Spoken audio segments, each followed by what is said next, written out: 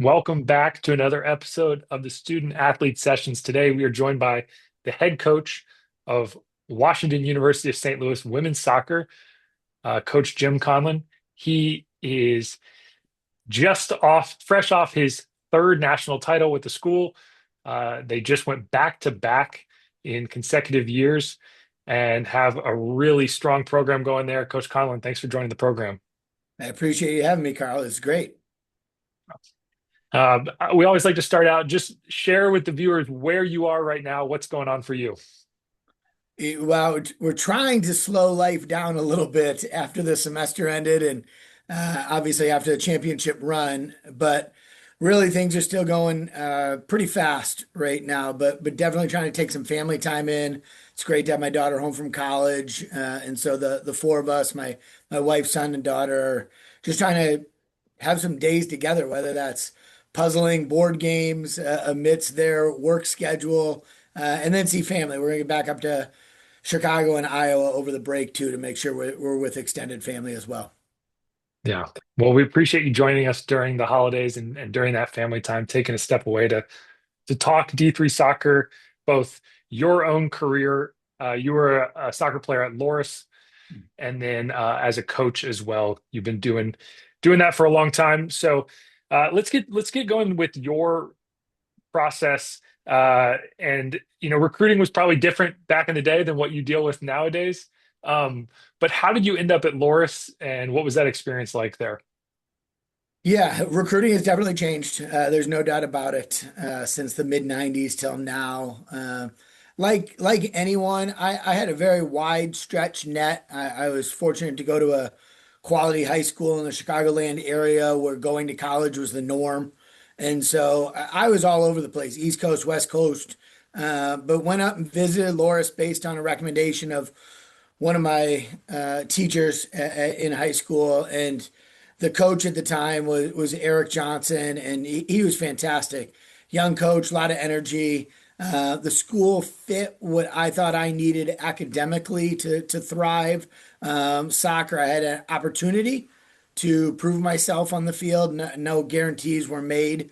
And was very fortunate that Eric was there for 3 years, and then he moved on to Western Illinois University my senior year, and recently retired in the last month from Western Illinois. So having a role model like that to show the longevity during coaching, when a lot of times you see coaches bounce place to place to place. But I was fortunate enough to choose a school that was incredible. I had a great experience, have some friends, lifelong friends from Laura still, and that's where I met my wife. So I really would not change anything in that realm.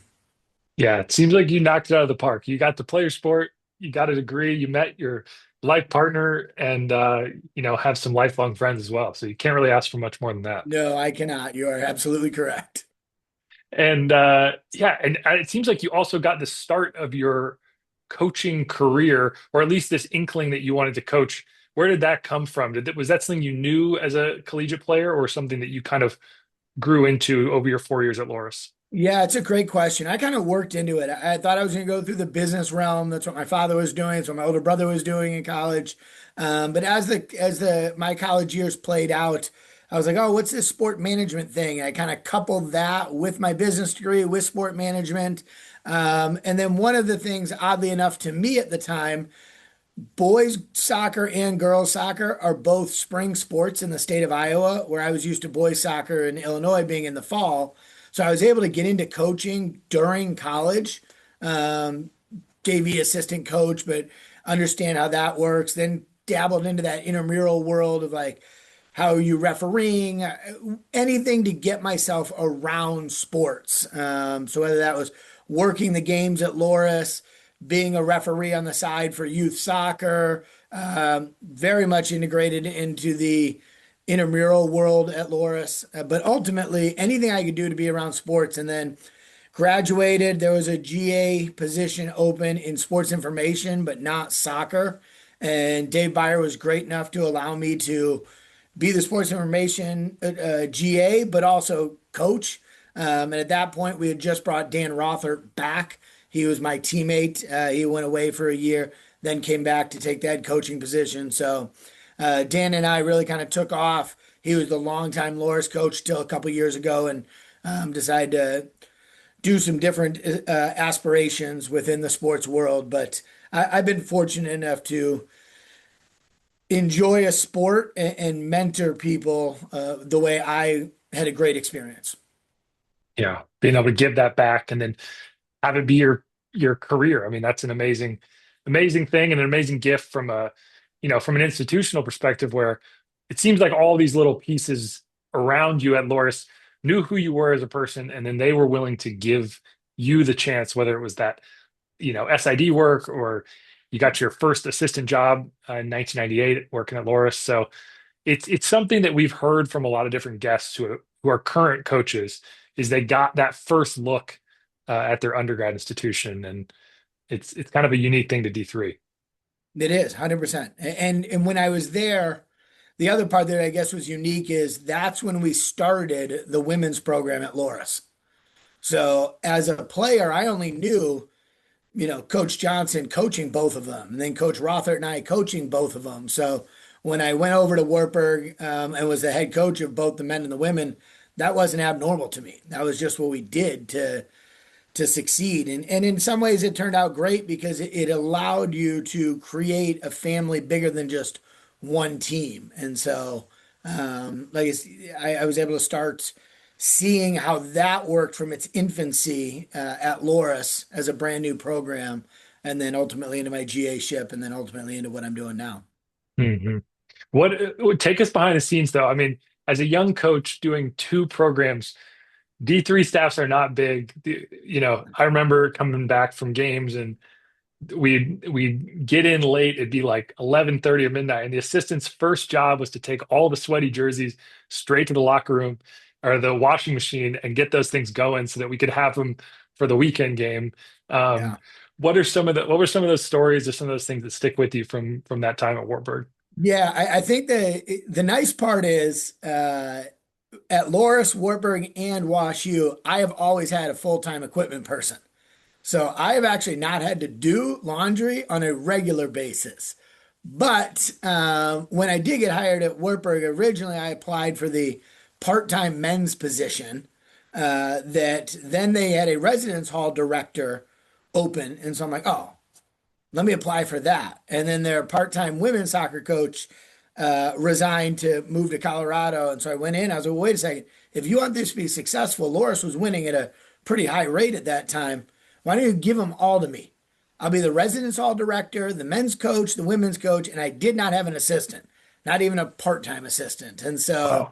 I took it. I was like, let's do it. My wife and I got married on August 12th, 2000, and we started the Wartburg preseason on August 19th, 2000 with two brand new teams.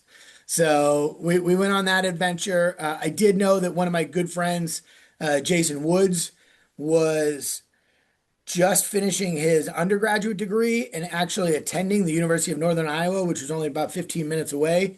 So he was nice enough to agree to a good friend, maybe convince a good friend to bring him over. So he was with me from the infancy of that Wartburg program to try and build it into what it's become now, and they're doing a great job there. And quickly an admissions position open, so Jason was able to get in and work full time. So then we were both at least full time at the university, and then fantastic mentors like Marcus Newsom, the head track coach at Wartburg, to really help us understand how to navigate it. I mean, Jason was 22, I was 24 at the time.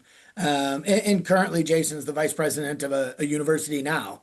And so that's really what we tried to take one thing, and that was, can we treat people the right way and then turn that into a soccer experience? And so there was a lot of little things. Living in a residence hall as a newly married person is not exactly what people put on their resume, but my wife was like, hey, let's do it. And we did that for 3 years before becoming a full-time soccer coach only. But it was great. I mean, it was a great experience for us. I mean, at the time, it was, they were going to give us free housing and free food. I was in. Like, let's Yeah, go. So, exactly.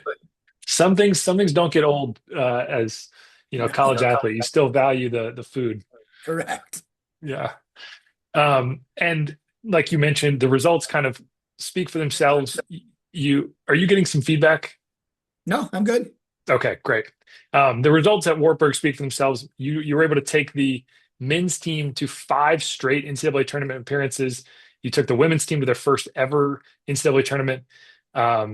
So pretty impressive for, just a 24 and a 22-year-old running things from the residence hall. But yeah, and then you get your next gig at WashU where you outside of 1 year have been ever since from 2008 on. And to talk about impressive results would be an understatement. Um, as I mentioned at the leadoff, you just came off your second consecutive national title. Um, yeah, I just would say if you had to look back at your career at this moment, when you got to WashU, could you have ever imagined this is where it was going to go? Well, I think that was the North Star. But there's a lot of people that are out there going, I want to win a national championship. I want to win a national championship. Now, one of the differences was we had to build Wartburg from very little that we inherited. Great program now, wonderful people there. I had the great fortune of being with one of my Wartburg alums at the Final Four this particular year. Still in touch with a lot of them. But Wendy Dillinger had WashU in the Sweet 16 and pretty regularly in the NCAA tournament. And so I was able to take over a program that was established, and my goal was to make them a national champion and consistently an NCAA tournament team. And I think we've done that. We know we've done that now. We've won three national championships. We've been in many NCAA tournaments. And really, it still goes back to that early part of what Jason and I tried to do in 2000 is can we treat people the right way through the game of soccer? And I've had some incredible women at WashU that have bought into the friendships, the grind that it takes to be an NCAA athlete and still excel in the classroom. And I'm very proud that they've all graduated in 4 years or less. They've all got careers now. This isn't just about winning. I try and tell them, any recruit that'll sit in my office and make this is great. Like you can sit here, but if we win four championships together and you're not prepared for a job, I've failed miserably. This isn't about winning just on the field. It's really trying to get them to prepare and understand the struggle of sport to help them thrive life after college. Mhm. And it's such a notable message. I mean, for anyone who's used to the D3 level, it's not going to be a surprise that you want to layer in that career success, a 40-year vision instead of a 4-year vision as a coach for athletes you're recruiting. But in the current NCAA landscape, it could be surprising for a lot of people where academics are almost out of the question. It's truly about money and pay to play. Um, and I think that's what makes one that makes the Division 3 level so great, and then two makes it even more impressive what you guys are building um, at WashU and what you have built. I mean, I say building because it only seems like you keep going up. You haven't 2 years unbeaten.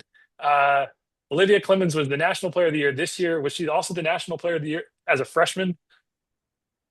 Uh, I think she was a UA Player of the Year as a freshman. I think she only took National Player of the Year this year as a sophomore. Okay, I mean that's all. If that's all she can manage, then that's all she can Right. manage. But And yeah, again, I think if Olivia was here, Olivia would give a lot of that credit to her teammates. Yes, she has some natural abilities. She gives a great effort. But as a young player, you also need those upperclassmen to really mentor you into what success looks like. And her classmates, and they haven't lost a college game yet. And so yeah. to make it through their sophomore year, it's interesting. I mean, even our juniors, our rising seniors, our entire returning pool has only lost one regular season game in their entire career. So it's Wow, like, okay, like we not still too bad. we still need to Yeah. figure out what that leadership group did to establish the friendships and the adversity. I mean, I don't think we have to look any farther than an instant classic with the University of Chicago in the semis a couple of weeks ago that goes to 14 PKs. And by Yeah. all the stat people telling me that takes, I think it's the second longest PK shootout in NCAA history. but it takes some resiliency. It takes some, and we had some first years on the prime stage in the middle of that game. And so I think that's got to go towards that senior leadership of empowering them, of making sure they feel comfortable being themselves and thriving as opposed to just, you know, come here, win. That's all we do. Mhm. Walk us through that moment. And for people that aren't as familiar with soccer, you are obviously prepare for PKs. You think about that. I'm sure the coaching staff probably has their top five mapped out. But I mean, have you ever been in a situation where you go over 10 or to 14? I mean, what are you thinking as a coach in that moment? No, I actually I pride myself on trying to prepare our players for everything they need. And candidly, I had never prepared them for what an 11th kick looked like. Like I didn't tell them the rules. I didn't tell them they go back to number one. You know, they knew that the first five were scripted. The second five, they could pick their order. But once they were on the field, they just went and did it. And I think when the third referee went and grabbed Monica, who was our first shooter for the 11th one, they're like, "Oh, this is what's happening. Let's go. This is the way we're doing this." So that was a mistake by me to not fully prep them. But I had not been in a PK shootout that went to 11 kickers in my career. So that was a blind spot that I'm gonna have to fix in the future. That's right. You know what? I'll make sure to check in that you have some 14th kicker prep for next season. Um, but yeah, no, I love that. It's a testament to great coaching, I think, to allow players to control the moment and to be out there on the field and not have to feel like you need to micromanage what they're doing. Again, as you mentioned, it's a testament to the upperclassmen who are kind of guiding the freshmen and sophomores out there. But yeah, I mean, really, just to navigate a pressure pack moment in the Final Four and be able to just hang in there and I mean, make 14 kicks is incredible. So. Um, I'm sure I want to connect this back to your experience because you also have a former D3 athlete who you've given a chance on your coaching staff. Uh, your former goalkeeper, Sydney Connor, is now an assistant coach in your staff. What is that like? And I mean, there are multiple ways could want to take this, but um, maybe just in terms of program building, what does that do to have a former player of Sydney's caliber on your coaching staff? Yeah, Sydney's great, and she's been a great asset to our team this year. I think we have to go back several years where Kirk Artist and Tiffany Pins were my first ever GAs at Wartburg, and Kirk is now in charge of a club in the state of Iowa. Tiffany's down at Washington and Lee as their head coach, doing a great job down there in Virginia. And so what I learned during that part was you still have some friendships with the current players, but you're also in this phase of life where you're trying to figure out what am I going to be as a professional. And so Sid played her fifth year, started her MBA with us using her COVID year to play her fifth year. And then she had a second year of MBA school. And so we're like, Sid, do you want to help out? And really, what she has been able to do is obviously mentor some of the younger goalkeepers with her being, a 4 year starter in there. But we also have Amanda Kessler who's running the goalkeepers who played for a Hall of Fame coach in Alice Ann Wilbur. And so those two were coupling in there. But I think the bigger part was Sid being able to understand what the players needed in any moment and then getting in my ear. And when you've got a player like that, you know you can't put them as the bad cop role because they're still friends with them. Like I have to hold the accountability role, and if the accountability happens to be the bad cop, that's me. So she did an amazing job of understanding that bridge of okay, what does coach need to know? How can I help these young ladies be the best version of themselves? And she's going to finish her MBA and hopefully be moving back to New York and working there this summer. Yeah, incredible. And just yeah, another example of how D3 education can just fold right hand in hand with the sports experience. And I'm sure she's having a great time. Is there any way she would, this could launch a coaching career for her? You never know. I think she's in this NBA. I think she's looking for it, but you do see a certain look in her eye.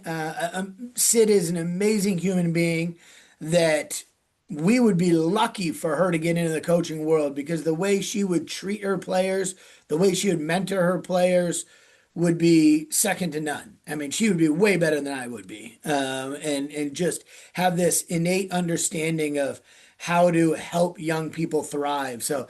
I, my job, my stance is help these young people get where they want to go, but not influence their decisions. So if she ever comes back to me and says, "Hey, I might want to get back into coaching," which one of our alums went and did her master's degree, now owns her own company, gave me a call within the last 12 months. Coach, I might need to start thinking about how to get into this coaching thing, which was not her undergrad passion, but it has turned into it. So my stance on this is how can I help them be what they want to be and not necessarily influence it. Life is so dynamic in so many ways. You just want to let them, or open their wings and let them fly. But Hmm. I'm just here to help them fly in the direction they want to go. Yeah. Yeah. And it echoes your recruiting pitch and kind of this idea that you want them to graduate as complete humans and obviously have a great experience on the field, but really be thinking about whatever future they want. Um, Walk us through we know you're in a moment of downtime right now, but walk us through where WashU women's soccer is in the recruiting process. Do you guys already have your class of 2026 commits are, I'm assuming, have applied, maybe are getting a yes or no on admission soon, and then you're on Yeah, so 2027s? uh, we are primarily completed with the 2026 class. We had five apply early decision, and all of them got admitted. So they found that out a little over a week ago, somewhere around the December 20th range. All texted me, so they're 2026 are good, and it's a small class. We're only graduating five seniors, so we're not leaking into the early decision two or the regular decision. So now all the efforts have been turned to the 2027 class and what that's going to look like. Obviously, grades is very important for many institutions, definitely many D3 institutions, and it's a non-starter with us. So as fifth semester grades come out and we see the trend from sophomore year into junior year, that'll be one of our big pieces that we will communicate in the recruiting relationship with all these young players and see what they look like in June after their full six semester transcripts come out. So we have turned all the way to 2027 unless someone new in the 2026 class reaches out to us, um, either prior to applying or after they've been admitted. Yeah. And let's use 2026 and 2027. Where did you find those recruits? Were they at showcases? Was it from social media, or did they come to your elite camp? D, all of the above. All of the above. I think all of them start with them reaching out to us and understanding, okay, I need to run my own race. So I believe all five of them had emailed. No, that's not true. Four of them had emailed us. So two of them we saw at a February showcase in Texas their junior year. One of them attended camp shortly after that. One of them is a relatively local girl in Chicago, so we had seen her at some practices and some other smaller events, and then she attended a showcase camp. The other two, one who was from Kansas, so again, we saw her in one-offs with her team. So whether that was in Kansas City or St. Louis, And then she attended a summer camp after her junior year. And then the last one really was the least known. She had been hurt for 20 months and then recently cleared. And so at the summer showcase camp before her senior year, she came in and we're like, okay, we need her to play. Like, let's see if we can't get her. We had a little bit of a weird twist with her. She had to wait out her Division I track and field official visits fall of her senior year. So she didn't verbally commit to us until well into October of her senior year. And then obviously we had to wait for the admittance last week. So Right. kind of When how you we say play. Yeah, when you say wait out the D1 official visit period, was it just she had some on the calendar that she was considering and then it was really a last Yeah. minute thing? So when we were talking to her, she had three schools that she was talking to. And again, it's not my decision to influence their path. So I encouraged her to honor those verbal offers of visits that these other schools had made to make sure that one, she wanted to play soccer over track in this instance. But then two, if she did choose WashU, there was no doubt. She had been on those visits. She had done her due diligence, say, yes, WashU is the school that I feel like I can thrive at, even more than these others. So we encouraged her not to cancel those visits. And so I knew that made I had to wait maybe a little bit longer, but that was the right thing to do. Yeah. Yeah. I mean, I think ultimately, if a student athlete can take the time to evaluate those options on their own, what it increases the likelihood of is that they stay at one place for 4 years.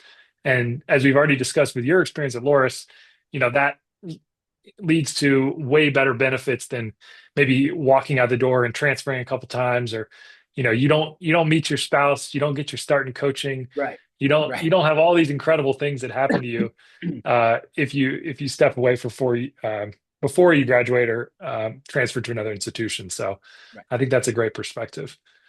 Um, for kids that do want to play, for women's soccer players that are out there listening to this, what advice would you give them? I think I heard you say reach out. Like that Yeah. is that is the primary thing. But anything else? Yeah, so I mean, let's we use that word transfer. Let's touch on that for a quick second. There Sure. is a time and a place for people to transfer. Like life happens sometimes, whether a coaching change or something at home, unfortunately might happen where you want to move closer to home. So some of these, young people, if transferring is the right thing to do, go have an honest conversation with your coach and 9 times out of 10, that'll work out just fine. Now, we won't get into the whole NIL transfer portal. That's a whole different ball of wax. And I'm proud to say at WashU, since I got here in '08, nobody's ever transferred out. Like we've had some not finish their soccer careers at WashU because they found other passions to be a part of, but nobody's transferred out. We've had a handful transfer in, but left. And so going back to your original question, it's okay, where is the place that I feel I can thrive at academically, athletically, and socially? The old adage was, if you tear your knee, would you still go there? Now I think it's probably if you have a concussion and your career's ended, would you still go there? And I think that's an important question. We ask that to every one of our players. Like, if I wasn't the coach or if you got hurt, would WashU still be the place for you? And if they hesitate or say no, I do encourage them to go somewhere else. But that's the tail end of the process. The beginning of the process, you're your best recruiter. Any one individual is your best recruiter. Like if you think your club pamphlet or a coach is going to come to you is going to get you enough exposure, it's not true. Even if you're going to a showcase, it's not true. Reach out and make yourself known to them, whether that is an email, and obviously there's lots of different rules for the divisions that some people can't email you back until a certain date. In the Division III world, we can email back someone who has started high school. But from that standpoint, are you emailing them before your showcases? Are you following up after the showcases? Your email should have a lot of content. First of all, in the subject alone, it should have your name, your graduation year, and your jersey number. We don't need to open it to know those things. And then your signature at the bottom, whether you have an X account, YouTube account, Instagram account, all of those should be listed along with any video that you might have. Now the body of your email becomes pretty short because we've got all these things, but you want to have those out there. And I will steal a sentence from one of my coaching friends. He had someone email and was like, "Hey, do you like nacho cheese?" That was the opening line of their email. And I was like, and he was like, "Yeah, I do. Like, actually get a pretzel and nacho cheese or, chips and nacho cheese." And he remembered that recruit just because of the intro. So you do have to make sure you've got your best interest portrayed to those coaches. And for me, similar to the nacho cheese, music matters in the video. If it's good music, I might watch that video a little longer. Like I'm not gonna lie. Like when What you're is good? grinding, What is good music to Coach Conlon? anything that just kind of gets me up and bouncing to be like you're putting a little elevator music, I'm not listening to it. But Yeah, you get me something bouncing when you're watching. Literally, it could be dozens of videos in a day, and answering dozens of emails in a day. Who's going to stand out? Ultimately, your play on the field is going to be a major piece. You need myself or another coach to say, yes, that young lady can help us. But how you get them to the field is still important. That could be your GPA. That could be a good video. That could be an interesting question. It could be height. It could be a positional need. All of those factors the recruit doesn't control. But what the recruit does control is advocating for themselves to get that person to the field. And then, like I said, there's still some character pieces that will have to be evaluated. And then for us, the grade piece that will have to be evaluated. of course. At the end of the day, they have to get in. They have to be admitted to the school at the D3 level. So, but yeah, it's funny. I mean, I think it's a telling little anecdote. Nacho cheese and good music are it's the small things. You got to remember that coaches are people too, and they, Correct. like you said, they're going through countless emails, countless videos, and maybe it's that small little thing that makes you stand out in their mind. So I that's a agree. fun example. Um, yeah, just to close the loop here. I mean, you we're talking to you after the second national championship in a row. I believe it was your 500th career victory. So congratulations on that. Quite Thank you. the accomplishment. Um, if you could, in this moment, give advice to your 18-year-old self just entering at Loras College, what would you say to 18-year-old Jim? Don't be as caught up in what other people think if you know it's the right thing to do. I think the 18-year-old Jim Conlon might have worried about what other people thought a little bit more than instead of just running his race and running what he thought was the right path for him. And if I could be so bold to take that up about a decade from there, then when you are coaching, worry about how an athlete feels in their preparation path over the win or loss.